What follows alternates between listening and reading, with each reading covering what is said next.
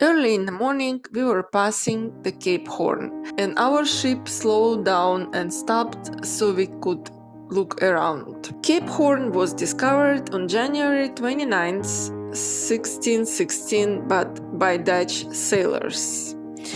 And captain of that ship decided to call this island by the name of his town, Horn, I guess. So now we known as Cape Horn. The Atlantic, Pacific, and Southern Oceans collide at Cape Horn, making the legendary stormy conditions. You can see the Cape Horn monument built in 1992, and it represents the albatross in a flight, a maritime symbol of the souls of the sailors lost at sea.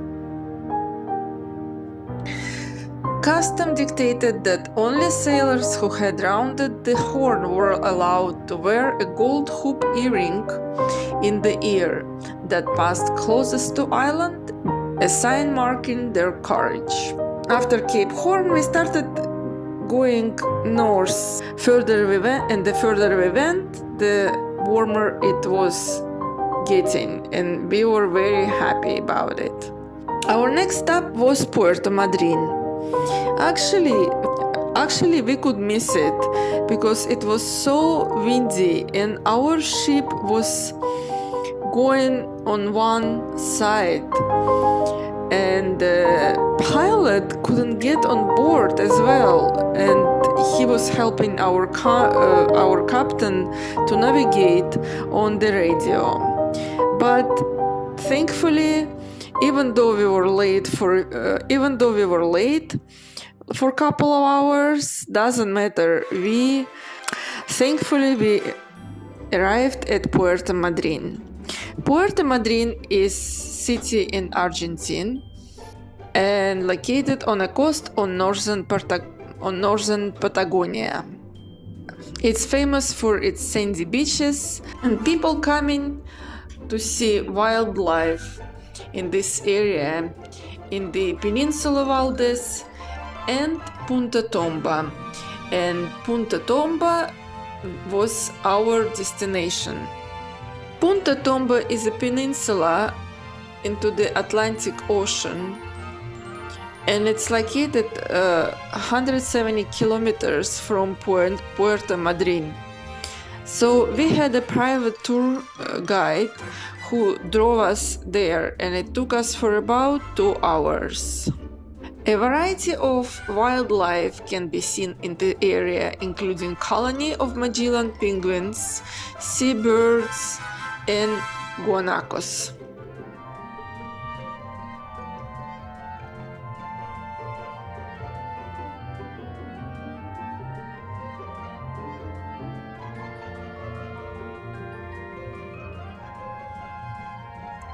Punta Tombo is very important Magellan penguins colony. More than 1.5 million of them arrive at this place every year in order to breed. The first penguins arrive in September and stay here up to the mid-March.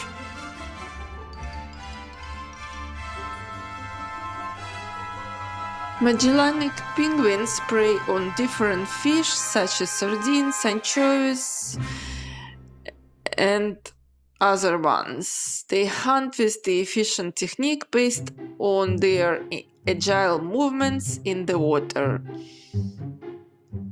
They come to shore to nest and both take turns to raise the egg and hunt for food. Their chicks are adults after approximately 90 days old.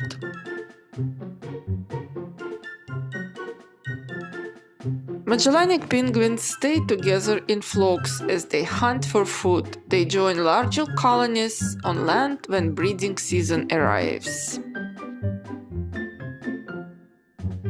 These penguins live an average for about 19 to 20 years. These penguins have natural predators.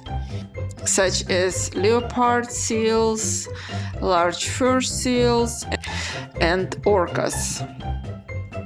Like some other penguins, Magellanic penguins, they drink salted water, ocean water, which has far too much salt. They excrete the extra salt with special glands located near the eyes.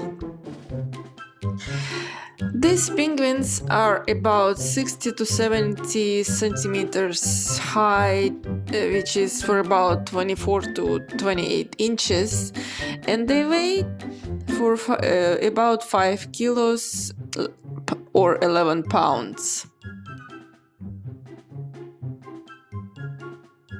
You can hear what sounds these penguins are making. They sound like a donkey. That means that they unpaired and they are looking for a mate.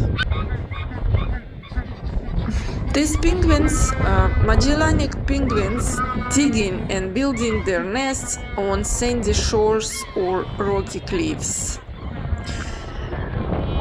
They construct their nests at a distance for about 2 meters from each other.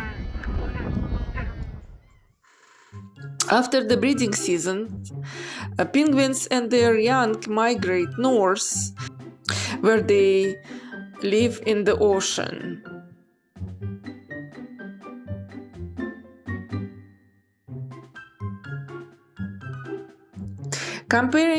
Compared to other penguin species, the Magellanic penguins are more territorial, using vocalizations to protect the territory from intruders.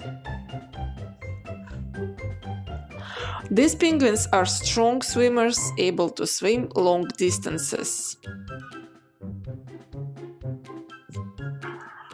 Magellanic penguins have a monogamous mating system. Once forming pairs, they tend to remain together for many breeding seasons. We visited Punta Tombo at the end of the March, and at this season penguins are shedding. Every year penguins replace all their feathers at once in what scientists call a catastrophic molt. The birds look like a down pillow that exploded. Only after they completely replumbed, a process that takes a couple of weeks, 3 or 4 weeks, can penguins swim and hunt again. So during this time, while they are molting, they can't eat, they can't drink, they are extremely itchy.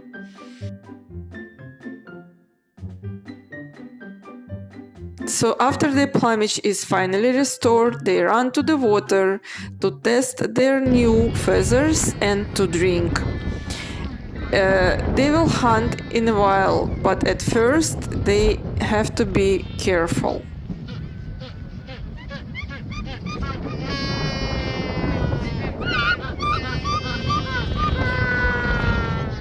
The pre-molt period usually starts in March and lasts about 3 weeks, when they feed plenty of stock up the nutrients needed to survive during their molting period, when they have to stay on land. Molting lasts about 22 days, and during that period they must wisely use their energy or they could die otherwise. This is why they sleep most of the time and move as least as possible.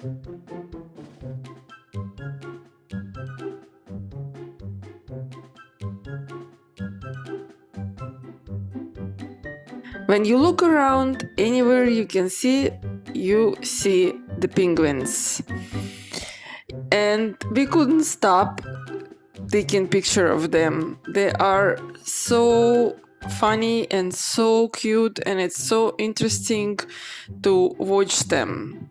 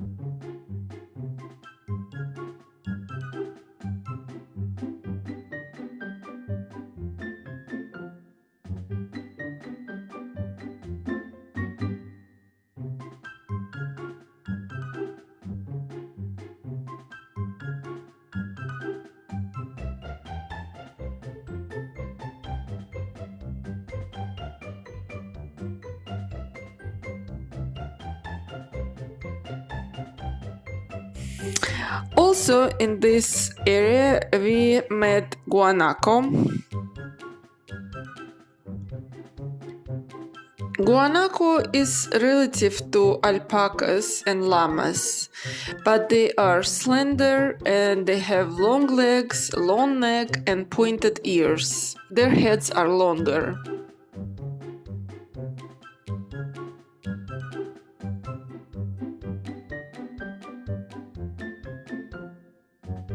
The guanaco is native to South America and very closely related to llama.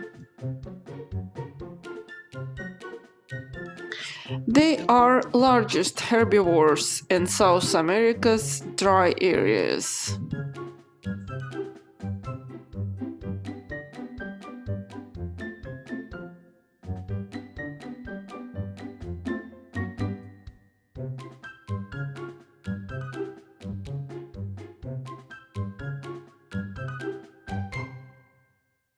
We spent a few hours in Punta Tombo and it was time to return to the port.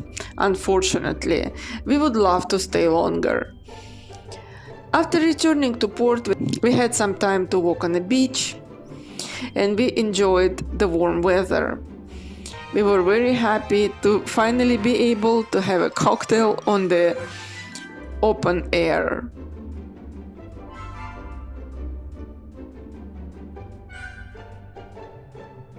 And we continued our journey north around South America.